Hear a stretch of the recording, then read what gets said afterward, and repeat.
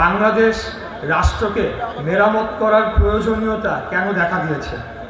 আপনারা জানেন, খুনি স্বৈরাচারী ফ্যাসিস্ট হাসিনা সে গত 16 বছর বাংলাদেশ রাষ্ট্র, সরকার এবং সকল রাষ্ট্রযন্ত্রকে দলীয়করণ করে রাষ্ট্র এবং সরকারের মধ্যে যে পার্থক্য সেটিকে মিলিয়ে মিশিয়ে একাকার করে ফেলেছে। বর্তমান অন্তর্বর্তীকালীন সরকার সহ বিভিন্ন সুশীল সমাজ বুদ্ধিজীবীরা তারা সংস্কার করে তারা নির্বাচনকে কিছুটা বিলম্বিত করার একটা চেষ্টা করছে বলে মনে হচ্ছে।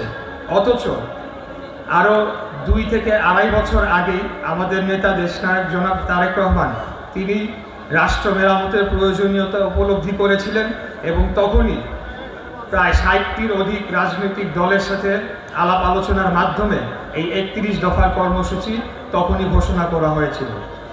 আজকে আপনারা লক্ষ্য করবেন যে বর্তমান সরকার তারা যে কয়েকটি সংস্কার কমিশন গঠন করেছে তা হুবহু আমাদের এই 31 দফার থেকে নিয়ে এবং এমনকি নামটা পর্যন্ত তারা পরিবর্তন করতে পারে নাই। সেখান থেকেই তারা নামগুলো নিয়ে এবং সেই কনসেপ্টগুলো নিয়ে এখন রাষ্ট্র মেরামতের তারা কথা বলছে।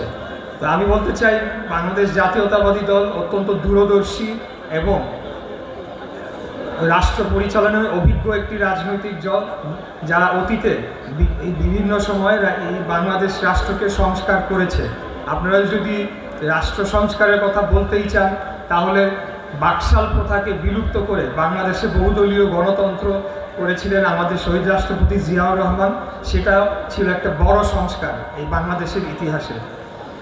তত্ত্বাবধায়ক সরকার ব্যবস্থা প্রবর্তন করে বাংলাদেশে একটা উল্লেখযোগ্য সংস্কার এনেছিলেন আমাদের নেত্রী দেশনেত্রী বেগম খালেদা জিয়া।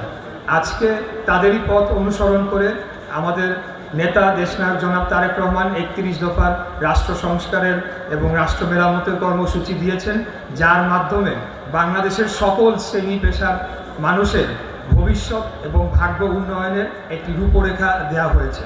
আমি খালি আপনাদের অনুরোধ জানাবো যে আপনারা ধৈর্য সহকারে এই 31 দফার প্রত্যেকটি দফা যখন ঘোষণা করা হবে সেগুলো আপনারা শুনবেন এবং আপনাদেরকে যে ফোল্ডার দেওয়া হয়েছে, লিফলেট দেওয়া হয়েছে, সেটি আপনারা ভালোভাবে পড়ে এই দফাগুলোকে আয়ত্ত করবেন।